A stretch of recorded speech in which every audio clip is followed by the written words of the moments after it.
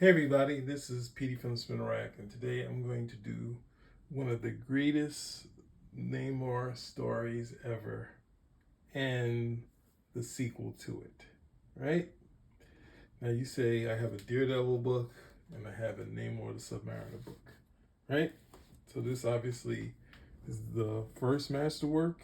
This is Namor from the 90s, so obviously the greatest story, Sub-Mariner story, is in this book here, right?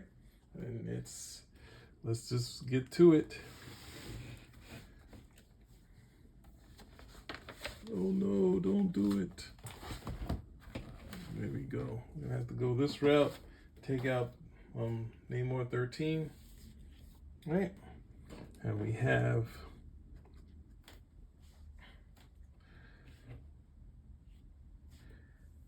Namor battles the Sub-Mariner. Right? And Wally Wood is drawing the book. He's taking over the art, and he really captures Namor. Now, Wally Wood had bigger plans for the Sub-Mariner. He was going to put the Sub-Mariner in Savage Land before there was a Savage Land. He was going to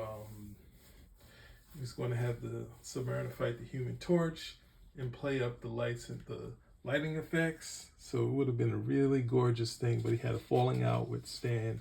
But you can see the Wally Wood coming to Daredevil, already started paying dividends, right? We had one of the greatest splash pages ever. Namor in Atlantis. We got Lady Dormer. We got Krang, and all this other stuff that's going on, right?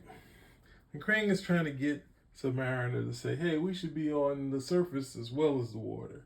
You should be controlling it all. And Sub-Mariner's like, hey, that's going to lead to a long war with the humans again. I don't want to do that. And then Lady Dormer's kind of saying, don't trust him. And she's right, but he's like, hey, he is, he's just a warrior, right? I got to kind of think of this out, right? And then, of course, Krang has his alternate plan, right? So he decides, I'm going to go and take this up on the surface, right? So we have the law offices of Nelson and Murdoch. And Karen Page is here, the classic Karen Page. So this is a classic Daredevil story, issue, I think it's 7, right? I just had it open. I don't know, I didn't count the number. Issue 7, I got it. Right? Sub-Mariner walking. Now this is what in the Black Panther movie Namor should be looking like when he comes to the surface. So Wally Wood, someone that has a presence that comes there, right? He's in his trunks. He has this presence. He has this power, even before he does anything, right? He comes there and he's going to soothe the surface world. And, so the Atlanteans can come back to the surface. And they say, nope, it's not going to work, right? They're going to be the laughing stock, and it's not going to go within our courts. So Sub-Mariner says he's going to force them, right? And this is going to be the greatest shorthand ever. He leaves, and we got this one panel showing all the destruction that Namor does, right? We got such economy here. We haven't seen any more economy and storytelling than Superman in the Silver Age, where they just have this TV news report, him taking up what is this at this is at a what's the name? This is at a museum or something like that. And we got the tanks. Beautiful shorthand, right? You don't need that much or pages and pages of things to kind of say this. So Daredevil has to have a moment where they show, because they don't usually show him as doing Daredevil stuff at times. So in this one, Wally Wood comes up with this nice thing here where he jumps on a plane to get to where the Sub-Mariner is, right?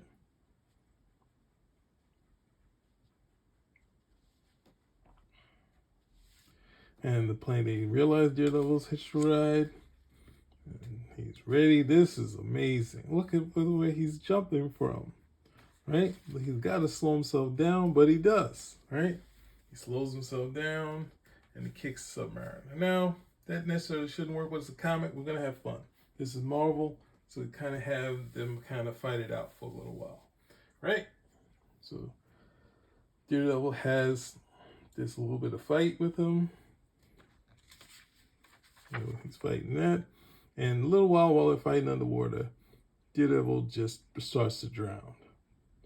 So, Submariner tosses him back up since he fought so valiantly and can't believe that he saved him, right? So they're taking the Submariner in. This is his plan.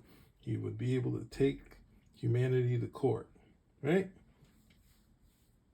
So Submariner asks for Nelson and Murdoch to represent him, so they go to the courts. He still looks like they say. He looks like he's sitting in the throne. That's what you have to capture when you do the Submariner, right? Submariner is talking throughout their trial. They're trying to get him to calm down. Then Lady Dormer comes and says Krang has led a rebellion. Submariner's like, what? That's why he wanted this to happen. And the police are like, nope, you've done too much. Got to stay here. And Submariner's like, no, I'm not having none of that.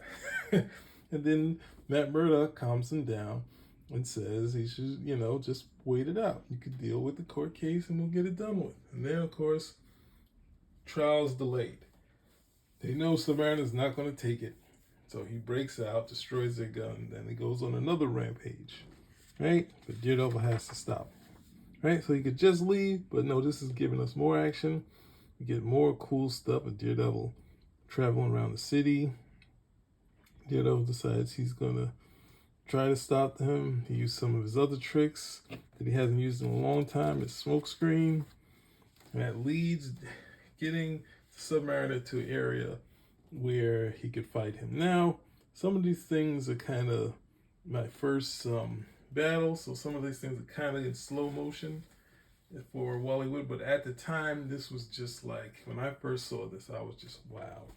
Even though I might have balked at this, I was still like, so it's still fun, but it's like, you're looking at it now and you're thinking, no, but this is, I mean, I knew his stuff from, I think, Mad Magazine, but, this, when I saw this, I was like, it's uncut. So Daredevil uses all this construction to try to stop Submariner, but of course Submariner's too powerful for him. So he has one last thing in mind. He ties him with his rope, hooks the rope to the open lamppost. It hurts Namor, but he gets hurt at the same time. He can't get up, and the Submariner respects him. He said, I fought the Fantastic Four, the Avengers, and other superpowered humans, but none has been more courageous than he, the most vulnerable of all. Right? And then we have a little subplot where we see Matt all messed up. We have Karen tripping, him seeing it. He realized he almost let her know that she thinks he can see. So there we have it. We have this great issue that's a classic from the 60s. And I think this possibly was a cover that was unused. Right? It leads to another great story, but we're not getting into that. I don't know if I can, let's keep it this way. I don't know if this is going to work. I might have gone too wide. Right? So we have this issue. Namor, after the thing with the invaders and his public thing, and he's the owner of Oracle, has been called to task for the crimes he committed against the country. Right? So we get to reap the whirlwind. Right? He's going to have to pay for what he has done. Right? So we get a little history of him again. Right? So the Submariner tossing him, and this is them going over his history in the trial. So we start with the most visual aspect of it. We have the Human Torch here telling the story of his experience with the Submariner. Now this is a little murky, as I said, but the iPhone, I think, is doing a good job of dealing with it, right? And this, you can see, has some burn stuff to it, but at the same time, it's a lot of less is more outside of the dual shade, right? So this is actually this one, even though it's a little murky, it's still kind of printed nicely, right? So they're, talking to Torch about what happened, and the Submariner sees the testing, and he's upset. And then we have this moment with the Fantastic Four bickering where they ask Human Torch to stick to the stuff that he knows, and Ben says he wouldn't have anything to talk about. And Reed reacts to Ben, right? So this is where he's kind of screaming that he should be doing Byrne should be doing the Fantastic Four and Dual Shade. But it's not to happen. But we get these nice flashback moments, right? And you can see, look at this. This is Byrne's Reed. Less is more. There's less detail in the face. There's still some Dual Shade, but it's still his Reed. And it still feels like his Reed. But it's so interesting to see him do the FF at this stage and kind of tell you what it could have been had Marvel and him kind of figured it out, right? So Reed and Ben are talking. He says, hey, Namor hasn't fully finished crime. And then Sue gets in there, so you get not the bickering, but the disagreeing, right? Ben's a little harsher. Reed is a little more to the point, and Sue is shocked that Reed would say that. But then, of course, you know, the connection between Sue and Namor, right? So this is really, look at this, almost looks like it's real with the Dual Shade, right? It's really, there's not really anything negative to what, to Namor, just what the facts are, right? So Johnny's going on, runs into the Submariner after he's reminded. He's ready to go against that, and they're like, see? And then the Torch is like pushing back. Then Namor's lawyer is saying, you know, he's gonna have to refute his testimony, and Namor is like, no, these are my friends. So he still has his proud sense, but he's not into tearing down his friends, which is interesting. So it's very different where Namor is sitting in the courtroom doing nothing in comparison to where he couldn't sit still at all, right? So this is one of the best parts of this issue compared to the Greatest Fight Ever, where Byrne was taking it and doing an actual court case, but doing kind of the flashbacks to kind of give you, I guess, what the Image comic, the having the sort of anchor pages with the cool shot here with the mundane story, right? Doing the 90s up Byrne style with mundane stuff, a lot of mundane stuff with these cool flashbacks, right? So they go to Reed, and Reed's talking to them that, you know, telling the history that they've been enemies, right?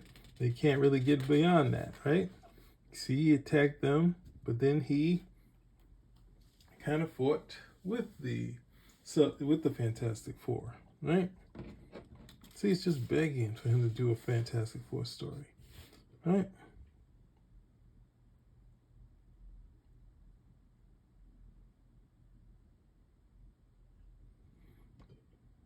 And Ben, just great to have Ben being normal and being the same, you know, negative self, right? So, of course, Lady Creighton's still wearing the old women's clothing.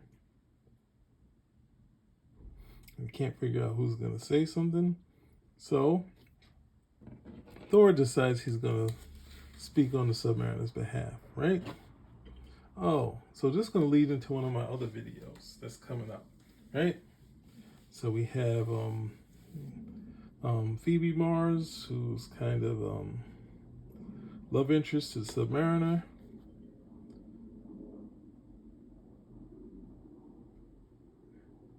His other love interest, who's is Carrie Alexander, right? So she kind of forced herself on him, but he kind of fell out with her.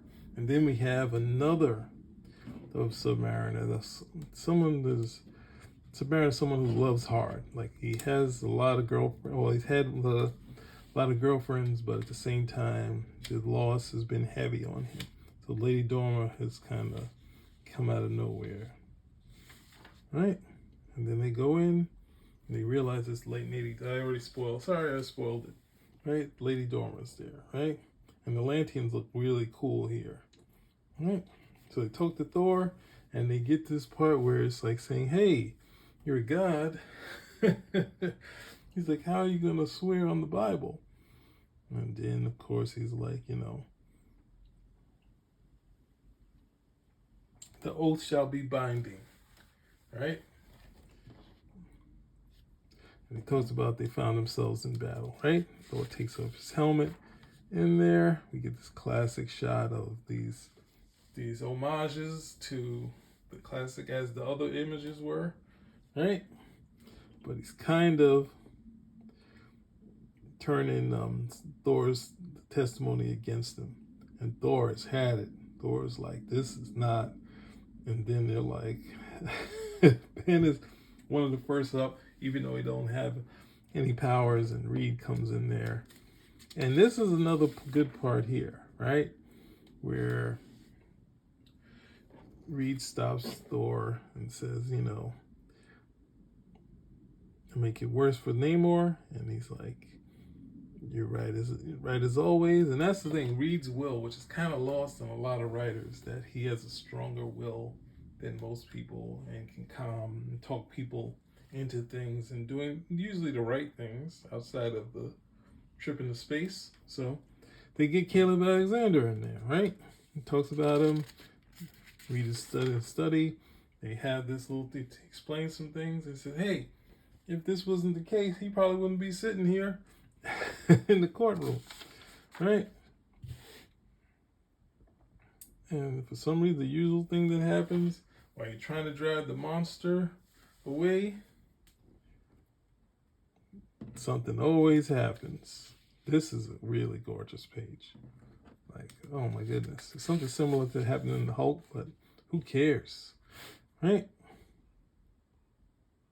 And then they come back to the court. They read their verdict. They say he's guilty but insane. He gets like 1 million hours of probation, right? And they're digging up Danny Rand's body. It's a subplot of Danny Rand. But we find out it's not even human remains in there. And guess who's dropping by? So the next video I'm going to show is kind of going to deal with this character. I'm not going to deal with this part, but it's great that they showed this kind of black and white. I'd almost tear this out. Right? So there we go. We got Daredevil battling the Sub-Mariner, which led to a court case, and then Namor in court in the 90s and sitting through it. Right? So there you go. Spinner Rack out.